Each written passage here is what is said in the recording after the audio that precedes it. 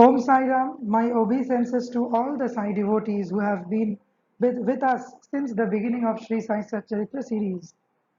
Today I would like to congratulate you because we have already reached almost the end of this series and you have been with us since the beginning, and it's always because of Baba's grace. Without his wish, nobody is able to read or listen to his Leelas. So, my congratulations and namaskars at your feet. And today, I begin with chapter 48 of Sri Sai Satcharitra, which deals with the topic of warding off devotees' calamities. The stories of Shevare and Sapatnekar are taken in this chapter. At the commencement of this chapter, someone asked Hemat Pant whether Sai Baba was a guru or Sadguru. In order to answer the question, Hemat Pant describes the signs or marks of a Sadguru as follows.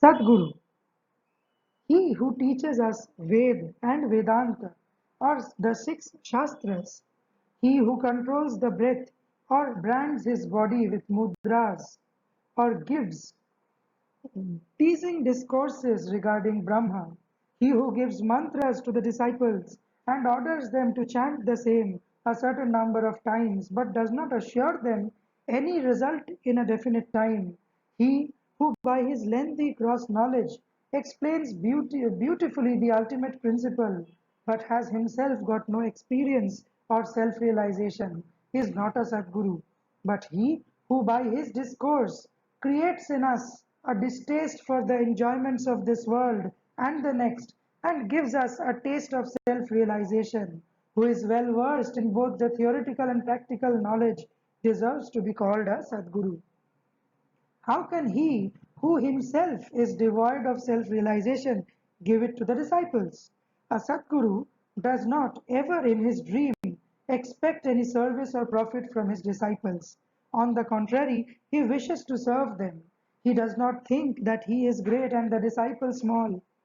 Not only he loves him as his son, but regards him as equal to himself or as Brahma. The main characteristic of a Sadguru is that he is the abode of peace. He is never restless nor ruffled. He has no pride of his learning. The poor and the rich, the small and the great, are all the same to him. Himatpant thinks that on account of the store of accumulation of merits in his past births, he had the good fortune of meeting and being blessed by such a Sadguru as Sai Baba. Even in full youth, he hoarded nothing except chillum. He had no family, no friend, no home, nor any support. Since he was 18, his control of mind was perfect and extraordinary. He lived fearlessly in secluded places and always abided in his self. On seeing the pure attachment of his devotees, he always acted in their interests and hence he was in a way dependent on them. What experience he gave to his devotees while he was living in flesh are felt even today after his Mahasamadhi by those who attach themselves to him. What the devotees have to do is this: they have to trim their heart lamp of faith and devotion and burn it in wicks of love. And when this is done, the flame of knowledge will be lit up and shine bright. This will lead us towards self realization. Mere knowledge without love is dry. Nobody wants such knowledge. Without love, there is no contentment. So we should have unbroken and unbounded love. How can we praise love? Everything is insignificant before Him. Without love, our reading, hearing, and the study are of no avail. In the wake of love come devotion, dispassion, peace, and liberation with all their treasures. We do not get love for anything unless we feel earnestly about it. So, where there is real yearning, God manifests Himself. It includes love and it is the means of liberation. Now, let us revert to the main story of this chapter. A man should go to a true saint with a pure mind or even otherwise, fraudulently, and hold his feet. Ultimately, he is sure to be saved. This is illustrated by the following stories.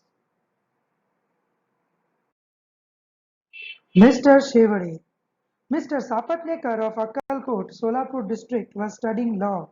A co-student, Mr. Shevare, met him. Other fellow students who also got together compared notes of their study.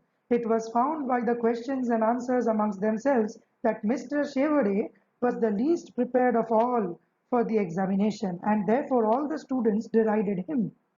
But he said that though he was not prepared, he was sure to pass the examination as his Sai Baba was there to get him through it successfully. Mr. Sapatnekar was surprised at this remark.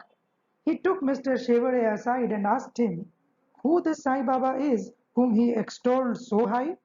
He replied, there lives in a masjid in Shirdi a fakir. He is a great Satpurush. There may be other saints, but this one is unique. Unless there is a great store of merits on one's account, one can't see him. I fully believe in him, and what he says will never be untrue. He was assured that he has assured me I will pass definitely next year, and I am confident that I will get through the examination by his grace. Mr. Sapatnekar laughed at his friend's confidence and jeered at him and Baba. Later, when Shevare passed his exams successfully, it made Sapatnekar quite surprised. Now let us take up the story of the Sapatnekars. Mr. Sapatnekar passed his examination, settled at Akkalkot and practiced as a pleader there. 10 years after this, that is in 1913, he lost his only son on account of a throat disease. This broke his heart. He sought relief by making a pilgrimage to Pandharpur, Gangapur and other holy places. He got no peace of mind. Then he read Vedanta, which also did not help him.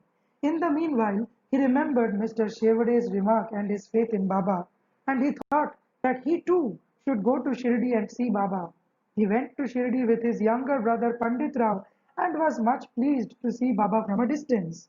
When he went near and prostrated himself and placed a coconut before Baba with feeling of devotion, the latter at once cried out, "Get away!"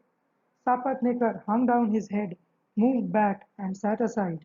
He wanted to consult somebody who would advise him how to proceed. Somebody mentioned Bala Shimpi's name. Sapatnekar saw him and sought his help. They bought Baba's photos and came with him to the masjid. Bala Shimpi took a photo in his hand and gave it to Baba and asked him whose photo it was. Baba said that this photo was of the Yar of him. Yar means lover or friend, pointing to Sapatnekar. Saying this, Baba laughed and all others joined. Baba asked, Bala asked Baba the significance of the laugh and beckoned Sapatnekar himself to come forward and take darshan. When Sapatnekar began to prostrate himself, Baba again cried out, "Get out!" Sapatnekar did not know what to do. Then they both joined their hands and sat before Baba praying. Baba finally ordered Sapatnekar to clear out immediately. Both were sad and dejected as Baba's order had to be obeyed. Sapatnekar left Shirdi with a heavy heart, praying that he should be allowed to take darshan next time. Now coming to the final story of this chapter of Mrs. Sapatnekar. 1 year elapsed. Still his mind was not at peace. He went to Gangapur where he felt more restless. Then he went to Madhegaon for rest and finally decided to go to Kashi. 2 days before starting, his wife got a vision. In her dream, she was going with a pitcher to Lakhad Shah's well. There, a fakir, with a piece of cloth tied around his head, sitting at the foot of the neem tree, came close to her and said, "My dear lassie, why get exhausted for nothing? I get your pitcher filled with pure water." She was afraid of the fakir and hastened back with the empty pitcher. The fakir followed her. At this, she was woke up and opened her eyes. She told this vision to her husband. They thought that this was an auspicious sign and they both left for Shirdi. When they reached the masjid, Baba was absent. He had gone to Lendi. They waited till his return. When he returned, she was surprised to see that the fakir she saw in her vision exactly resembled Baba. She reverentially prostrated herself before Baba and sat down looking at him. On seeing her humility, Baba was much pleased and began to tell a story in his peculiar characteristic manner to a third party. He said, "My arms, abdomen, and waist have been paining for a long time. I took many medicines. The pains did not abate.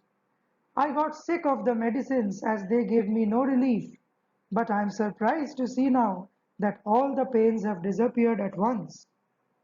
Though no name was mentioned, it was the story of Mrs. Sapatnekar herself.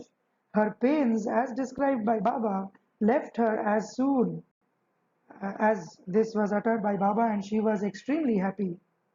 Then Mr. Sapatnekar went ahead to take darshan. He was again welcomed with the former "Get out."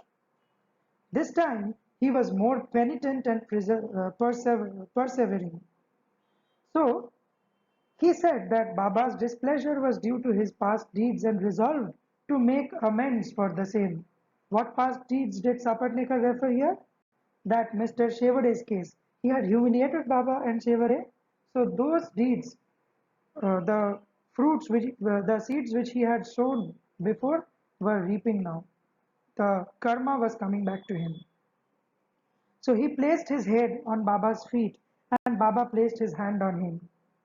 So he determined to see Baba alone and ask his pardon for his past actions. Only then Baba placed his boon bestowing hand on Sapatnekar's head and Sapatnekar sat on Baba's feet, in front of Baba's feet, stroking Baba's leg. Then a shepherdess came and sat massaging Baba's back. Baba, in his characteristic way, began to tell the story of a baniya. He related the various vicissitudes of all his life, including the death of his only son. Sapatnekar was surprised to see that the story which Baba related was his own, and he wondered how Baba knew every detail of it. He came to understand that he was omniscient and knew the hearts of all. When this thought crossed his mind, Baba, still addressing the shepherdess and pointing to Sapatnekar, said, "This fellow blames me and charges me with the killing of his son. Do I kill people's children? Why does this fellow come to the masjid and cry? Now I will do this. I will again bring that very child back to his wife's womb." With these words, he placed his blessing hand on his head and comforted him, saying, "These feet are old and holy. You are carefree now. Place entire faith in me and you will soon get your object." Sapatnekar was much moved with emotion. He bathed Baba's feet with his tears and then returned to his residence. Then he made preparations for worship and Naivedya and came with his wife to the masjid. He offered all this to Baba and accepted prasad from him. There, a crowd in the masjid was there, and Sapatnekar went there and saluted Baba again and again. On seeing heads clashing against heads, Baba said to Sapatnekar, "Oh, why do you prostrate yourself now and then? One namaskar offered with love and humility is enough." Then Sapatnekar witnessed that night the Chowri procession described earlier in this book, as you all know. In that procession, Baba looked like veritable Pandurang Vittalji. At the parting day, which is the next day, Sapatnekar thought that he should first pay 1 rupee as dakshina, and if Baba asked again, instead of saying no, he should pay one more, reserving with him sufficient amount as expenses for the journey. When he went to the masjid and offered 1 rupee, Baba asked for another as per his intention, and when it was paid, Baba blessed him, saying, "Take the coconut, put it in your wife's oti." Oti means the upper fold of her sari, and go away without the least anxiety. He did so, and within a year, a son was born to him, and with an infant of 8 months, the couple came to Shirdi, placed him at Baba's feet, and prayed thus: "O Sainath, we do not know how to repay your obligations. Therefore, we prostrate ourselves before you. Bless us poor helpless fellows henceforth. Let your holy feet be our sole refuge. Many thoughts and ideas trouble us in waking and dream states. So turn away our minds from them to your bhajan and bless us. The son was named Murlidhar. Two others, which is Bhaskar and Dinkar, were born afterwards. The Sapatekar couple thus realized that Baba's words were never untrue and unfulfilled. Bow to Sri Sai, peace be to all. Om Sai Ram.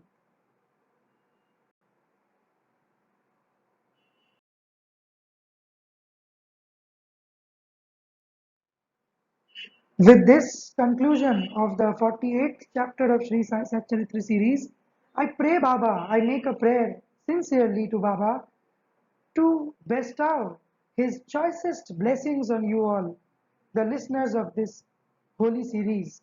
It's very holy, very auspicious to listen to Sri Sai Satcharitra, and reading is much more meritorious because it gives you a lot of knowledge, a lot of inner knowledge. Only one Parayan will not quench your thirst. Numerous Parayans, there is no end to the knowledge which can be obtained from this book. So, numerous Parayans of this book will also teach you something new, will answer your questions. Numerous questions will be answered. I hope this Sri Sai Satcharitra series in YouTube is benefiting many, many devotees who are unable to read the book somehow due to some circumstances. I hope Baba bestows his boon bestowing hand on your heads, and may he bless you abundantly. May he keep you and your family safe, healthy, which is very much required in this pandemic situation. And I pray from the bottom of my heart to Baba these things. May Baba bless you all. Thank you so much. Om Sai Ram.